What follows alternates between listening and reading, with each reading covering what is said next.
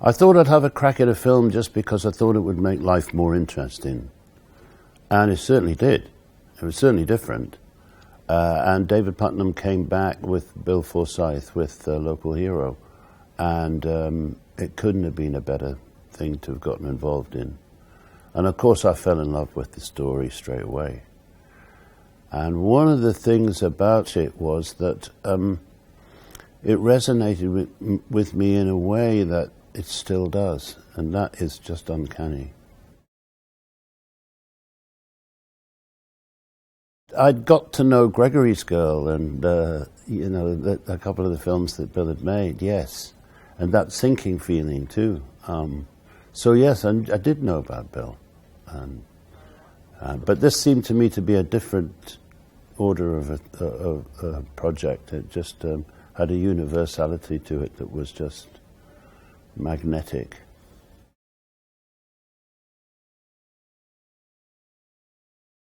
Accomplished musician?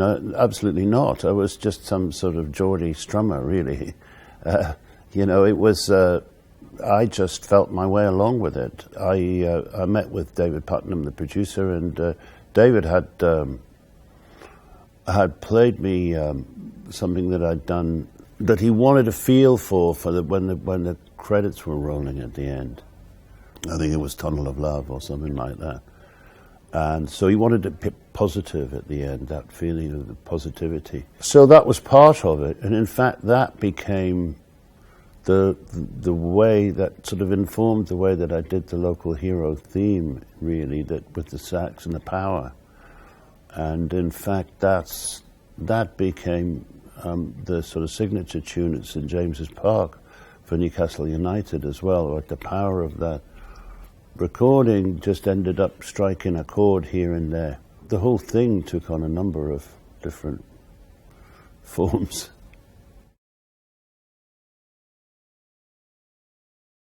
Well, fortunately for me, that Bill and I got on pretty well, and I was living partly in New York at the time, so we could talk about it quite a bit. And then he just seemed to want to have me involved far too early, which I didn't know that was the normal thing or not, because it was my first time, so I was a new boy. So, yeah, I started way too early, and ended up writing quite a lot of different things, and going on the set as well. So once Bill had got the actors assembled up in Scotland, I was over there. I was part of it, and I spent, I can't remember how long, but it was a few days up there, because I wanted to do some recording there in Scotland itself with a Nagra tape machine, you know, with the film recordist there who was there, just to get basic recordings of the little Cayley band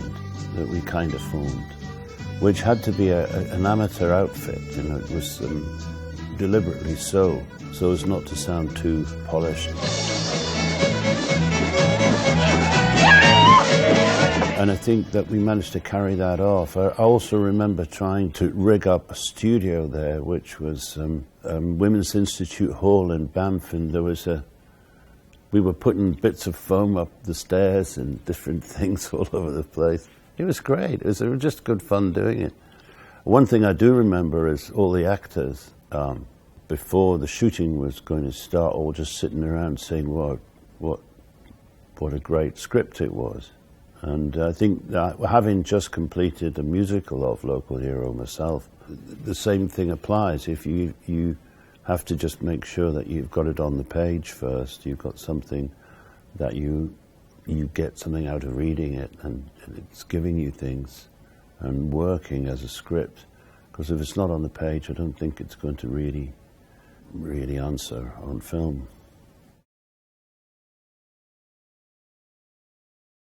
What comes first, music or the words? How many times have I been asked that? And I've only been asked it 430 times because it's a good question.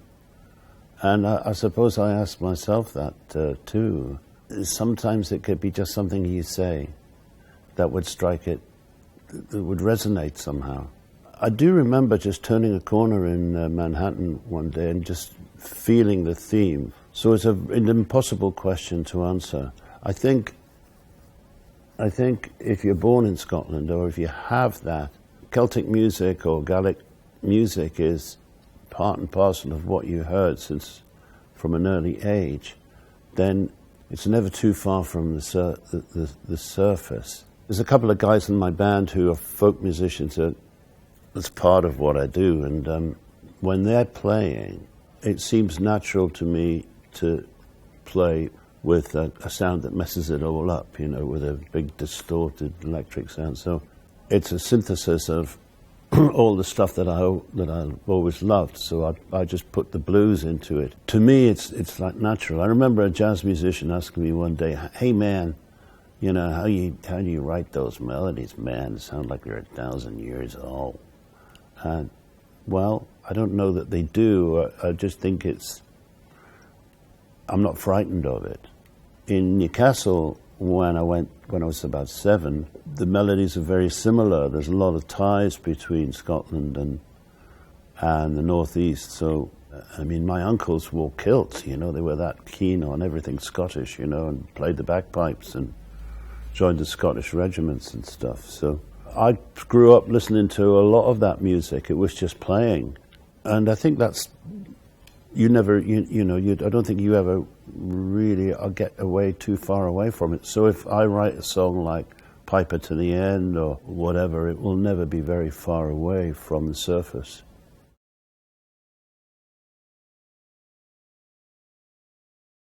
You never really know what I never thought that I'd nailed anything. I never do.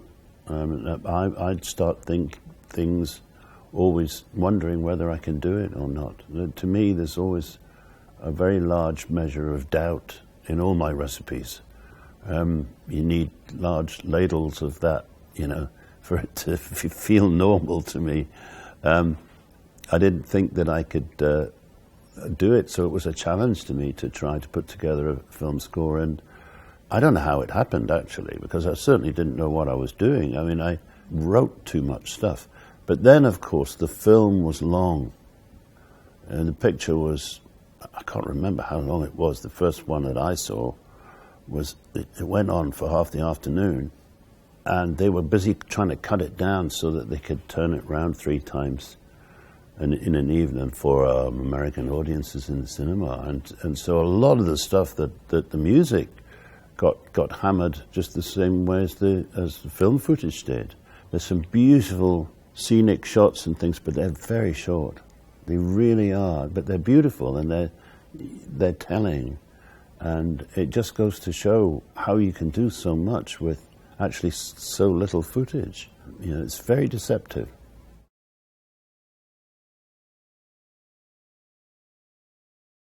Well, yes, and then I was interested in trying to paint the contrast. And one of the things that I didn't want to do was get a set of bagpipes and make it tartan music, you know, necessarily. So that led me to Mike's playing. Obviously, it's an elemental thing to it. And he's a phenomenal musician. Mike Brecker was as great as it's possible to be on that instrument. But he was playing with an outfit that I was interested in anyway, and I was starting to listen to a lot of that stuff at the same time, and I thought it made for a proper contrast.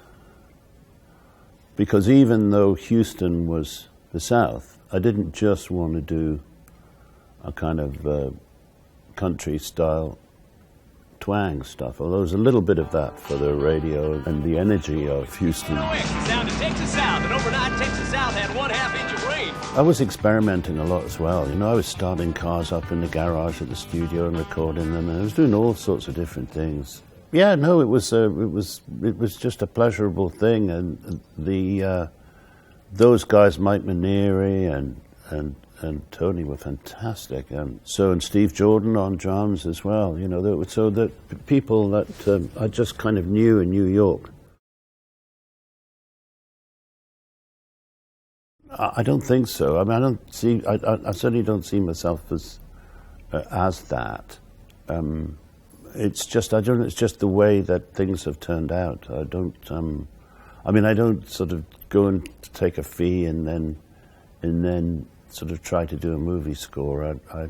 So it's a slightly different way now. I think the agencies that run composers for films just have hordes and hordes of people happy to write movie scores and, you know, trained to, and they write brilliant movie scores. I mean, I think there's probably pressure now, though, for a lot of those guys and girls to write cheap ones because, you know, they'll have some synthoid setups or things, whatever, at home and try and turn things in for less money. And whether that's a mark of success, I don't always, you know, wouldn't always know. But I don't suppose I'll ever really get to find out what it is to make films with orchestras. I don't think that would ever come to that. Maybe one day.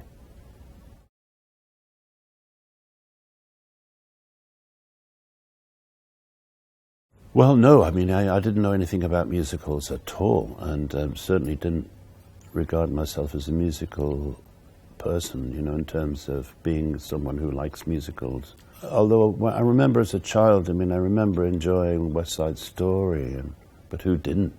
So again, sort of large measures of doubt, really. And I think I remember saying to Bill, well, I'll give it a shot. I'll give a song a shot or something like that. And they liked it. And I think that just sort of got me going somehow, that I could write songs for the characters. Lo and behold, it was starting to become a musical straight away. And I sort of felt as though I could write, and I ended up writing, can't remember how many, but over 20 odd things, I think. And so really I just kept bashing away, and really in a way it's quite good because the story, I guess, formed around those songs being there. And but the interesting thing was that I never lost interest in the beauty of the story, and it always fascinates me that. The fact that when the actors would read it, just reading in a room, it would move me. When you get to the end of that story, it's just moving. It embodies the whole essence of identity and, you know, who you are, what you are, what are the important things in life.